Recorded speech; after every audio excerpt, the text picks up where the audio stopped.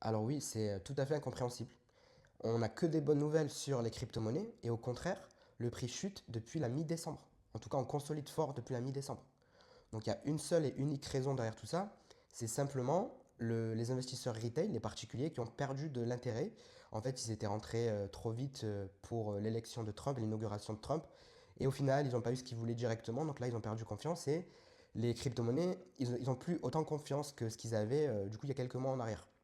Donc les bonnes nouvelles dont je te parlais, c'est simplement par exemple MicroStrategy qui rachète 2 milliards de dollars de Bitcoin aujourd'hui.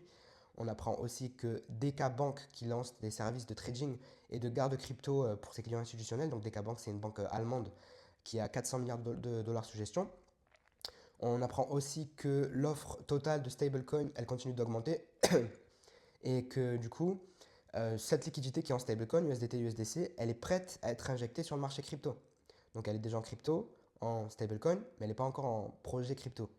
Donc une fois qu'il y a des bonnes nouvelles qui vont arriver, plus concrètes, cet argent va être injecté directement sur les cryptos. Donc en plus de ça, on apprend que la SEC elle a clôturé son enquête par rapport à Robinhood. Ils avaient fait une enquête du coup par rapport à la crypto Robinhood. Et ils l'ont abandonné comme ça, sans détail. Ce qui prouve que la SEC maintenant sous l'ère Trump, c'est vraiment différent que la SEC sous l'ère Biden, où ils détestaient les cryptos. Et maintenant, ben, ils vont devenir beaucoup plus souples par rapport à la régulation des cryptos.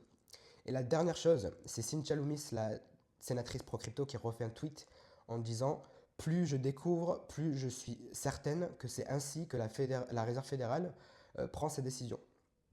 Donc qu'est-ce que ça veut dire? On sous-entend que ça veut parler de Bitcoin et de la réserve stratégique qu'ils veulent faire aux USA.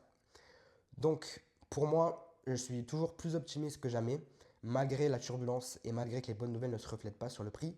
C'est vraiment pas le moment d'abandonner selon moi, et si vous le faites, il y a énormément de chances que vous le regrettiez d'ici la fin d'année 2025. C'est mon point de vue.